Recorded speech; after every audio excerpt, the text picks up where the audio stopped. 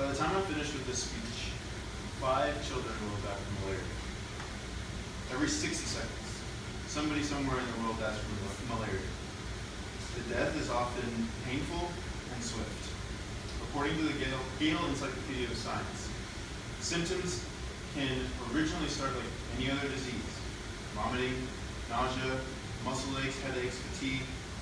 But then comes the telltale signs of malaria, which include high fever, chills, delirium, convulsions, coma, brain damage, and eventually death.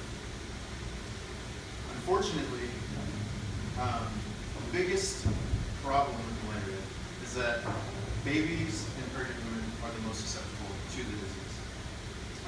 It can actually kill an adult in 48 hours, and the only physical line of defense that we have against malaria are insecticide-treated nets. So today I'm going to talk to you about this. First, let's talk about the disease itself. It affects and puts at risk about 3.2 billion people worldwide. There are 214 million cases worldwide, and of those 214 million, 438,000 die per year, and about 70% of those are children under the age of 5. It's a mosquito-borne illness, transposed by mosquitoes. And the way it happens is when the mosquito bites the host, it infects the victim with a parasite, not a virus like most people think. It's actually a single-celled parasite that reproduces rapidly in a localized area. And there are actually 5 different types of parasites, but the most deadly is the Plasmodium falciparum parasite, which actually causes the strand that causes cerebral malaria, which causes blood clots and the comas and all the very difficult and deadly issues that go with that. And again, the people that are the most at risk are children under the age of 5, who include 305,000 deaths just in 2015. Pregnant women and also non-immune travelers that go to the area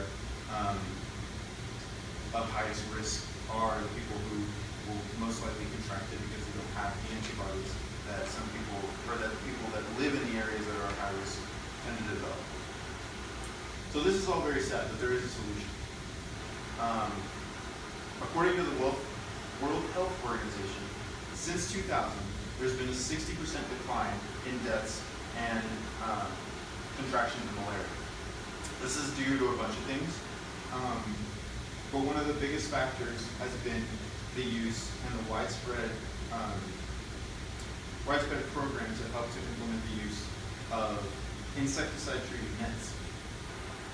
According to a study by Lingeller, 81 trials and 30 descriptive studies worldwide documented a positive impact of the use of insecticide-treated nets on mortality. So what they are, it's just basically a very thin, or a very fine-grained net that creates a physical barrier between the mosquito and the potential host. And it's also treated with a chemical that repels the mosquitoes themselves. They last up to 3 years, and an entire family can sleep under one net. Another study by Davian confirmed that nets conferred protection in up to 55% against the occurrence of clinical malaria cases in children.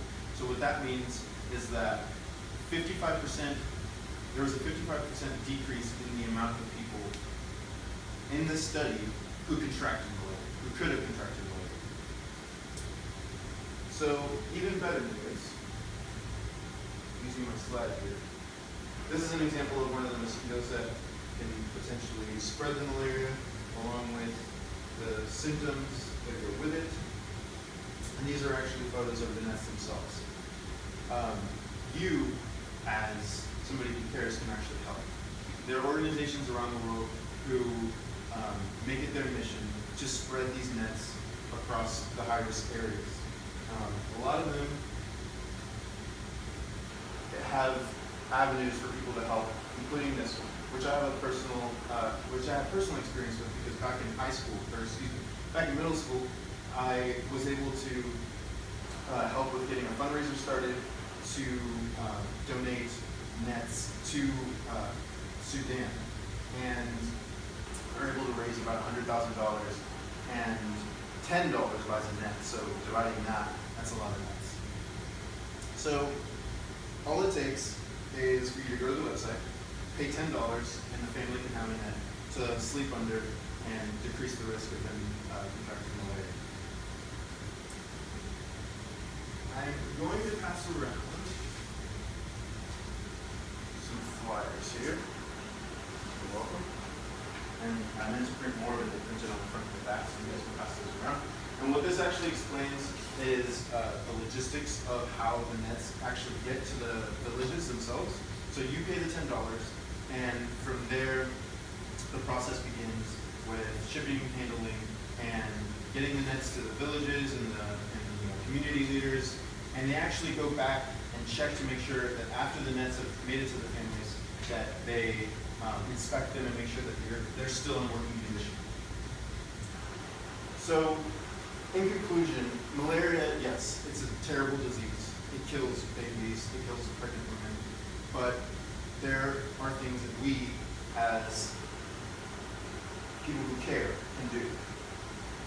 Go to nothingbutnets.net if you get a chance, and just learn about this organization. It's wonderful. I've worked with them before, and if you have the inclination, spend the $10.